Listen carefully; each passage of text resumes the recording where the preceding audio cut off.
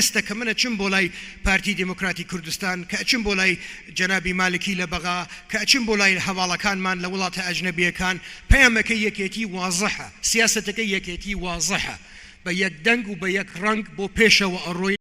دوایین پەیامی سەرۆکی یەکێتی نیشتیمانی کوردستان کە لە دیداری یەکێتی لەباری پیادەکردنی سیاسەتی یەکێتیەوە جەخت لە پێڕەویکردنی دەکاتەوە وەک دەبینرێ پەیامەکە بەڕوونی خۆی لەوەدا دەبینێتەوە ئێستا یەکێتی یەک جەمسەر و یەک ناوەندی بڕیاری هەیە کە ئەویش لای سەرۆکی حیزبەکەیەتی و بە هەماهەنگی لەگەڵ ئۆرگانەکانی دیکەی یەکێتی ئەنجامی دەدات.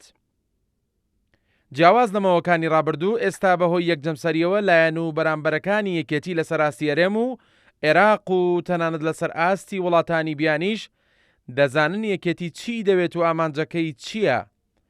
پێشتر لەلایەن بەشێک لە حیزبەکانی دیکەوە ڕەخنەی ئەوە لە یەکێتی دەگیرا گوایە بەهۆی فرەجەمسەریەوە نازانن چۆن مامەڵە لەگەڵ یەکێتیدا بکەن چونکە بەوتەی ئەوان بۆ زۆر پرس دەبوو لە نێو یەکێتی لەگەڵ زیاتر لە کەسێک کۆ ببنەوە و بۆ چوونەکانیان بزانن.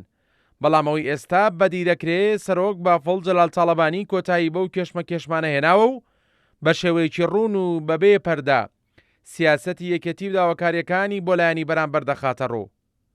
وەک بەشێک لە هاوڵاتیان باسی دەکەن ئەو سیاسەتی کە ئێستا سەرۆکی یەکێتی پیادەی دەکا نەک تەنها بۆ خودی حیزب و جەماوەرەکەی بەڵکو بۆ خەڵک و تەواوی حیزبەکانی دیکەش بۆتە هۆی بەرچاوڕوونیەکی تەواو تا بزانن یەکێتی لە هەر قۆناغێکدا چی دەوێت. بە چاوخشانەوە بە سیاسەتەکانی چەند مانگی ڕابردوو باشکرا ئەنجام و کاریگەری بوونی یەک جەمسەری لە ناوێکێتی دەرکەوتووە و چەندین دەستکەوتی گەورەی بەدیێناوە. بە نمونە لە سەراسیەرێم یەکێتی بێەوەی سازش لە سەرداواکاریەکانی بکە بە هەمان ئەو سیاسەتە هەنگاو دەنێکە خۆی بڕوای پێیەتی. ئەگەر لەسەر ئاستی عێراقیش لێی بڕوانرێ دەبینرێت یەکێتی بەیەگا ڕاستە و بێ دروستبوونی هیچ گۆڕانکاریەک پێداگری لەسەر جێبەجێکردنی سیاسەت و ئامانجەکانی خۆی دەکا.